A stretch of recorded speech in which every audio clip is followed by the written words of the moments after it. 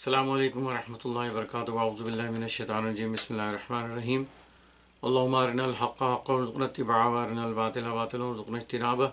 Allahumma ighfir lana warhamna warda 'anna wa taqabbal minna wa adkhilna al-jannata wa najjina minan nar wa aslih lana sha'nana kullahu. Today inshallah we'll recite Hadith 708 from Mishkat Sharif. Wa an Anas radiyallahu ta'ala anhu qala qala Rasulullah sallallahu alaihi wasallam al-buzzaqu fil masjidi khatiyatun wa kaffaratuha dafnuha. Muttafaq alayh. Anas radiyallahu ta'ala anhu reported that Rasulullah has said that spitting in the masjid is a sin, and the only expiation of that sin is that you bury that spit that you have done. So again, in this hadith, the etiquettes of Masjid has been taught by our beloved messenger, that in those times people who come from different villages, they do not know the etiquettes and they can spit in the masjid. And we know the hadith in which an Arabi, a villager, came in and he actually urinated in the masjid. So we have to realize that this is house of Allah. The masjid is house of Allah, and spitting for you may not be looks as bad, because people used to spit.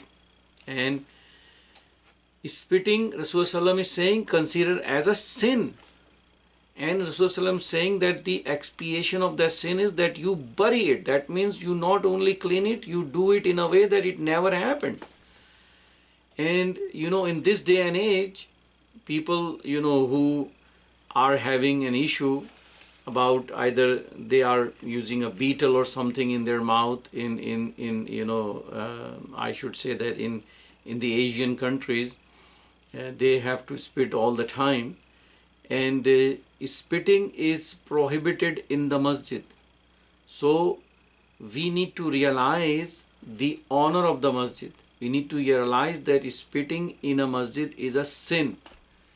So the honor of the house of Allah is being taught to another level in this hadith, that doing something becomes a sin, and the least that you can do as far as the sin is concerned is you do it for yourself, that you spit in the masjid. So we have to know that when we are in the masjid, we are is among the group of people, and we need to not do anything that can cause even a discomfort to other Muslim in the masjid.